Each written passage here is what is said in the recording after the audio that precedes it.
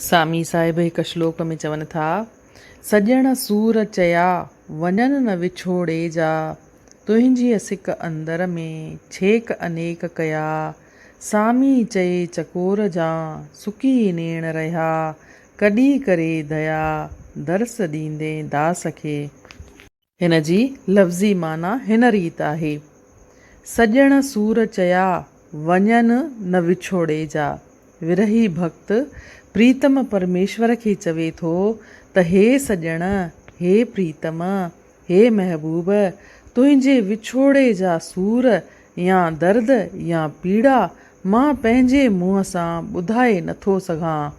तुंहिंजी सिक अंदर में छेक अनेक कया, तुंहिंजे प्रेम त मुंहिंजे हृदय में छेद टूंग करे छॾिया आहिनि। सामी चए चकोर जा सुकी नेण रहिया, जीअं मुंहिंजा नेण रोई रोई चातक चकोर पखीअ वांगुरु सुकी रहिया आहिनि। कॾहिं करे दया दर्स ॾींदे दास खे, तूं हिन दास ते दया करे कॾहिं दर्शन ॾींदे। हिन जी व्याख्या हिन रीत आहे, ईश्वर निस्बत बेहद प्रेम ई भक्तीअ जो मर्म आहे। परमेश्वर सां परम प्रेम हुअण ई भक्ति आहे। नारद मुनीअ भक्तीअ खे अमृत स्वरूपा चयो आहे, जंहिंमें मधुर भावना अची वञे थी, याने प्रेम भावना मधुरता सां मेठाज सां भरियल हूंदी आहे। भगत जॾहिं परमेश्वर सां कहिड़े बि नमूने संबंध जोड़े थो, तॾहिं संदसि अभिव्यक्ति इज़हार मधुरता जी भावना सां तर थियल हूंदी आहे। परमेश्वर खे पंहिंजो पति या प्रीतम मञी करे पत्नीअ या प्रियतमा जी भावना सां भक्ति करण खे मधुरा भक्ति चयो वेंदो आहे। इन में भक्त ऐं भॻवान जो नातो निरालो ऐं मधुर हूंदो आहे, जंहिंमें प्रेम, उकीर, रुसण, दर्द, ॾुख ऐं सुख वग़ैरह थिए थो। श्रृंगार वारो नातो हूंदे बि उहो आख़िर में निर्मल भक्तिअ में ई बदिलजी वेंदड़ थींदो आहे। गोपियुनि जो श्री कृष्ण सां प्रेम अहिड़े ई क़िस्म जो प्रेम हो। गोपियूं मधुरा भक्तिअ जो आदर्श आहिनि। सत्याणी मीरा ऐं राबिया जी भक्ति पिणु अहिड़े क़िस्म जी आहे।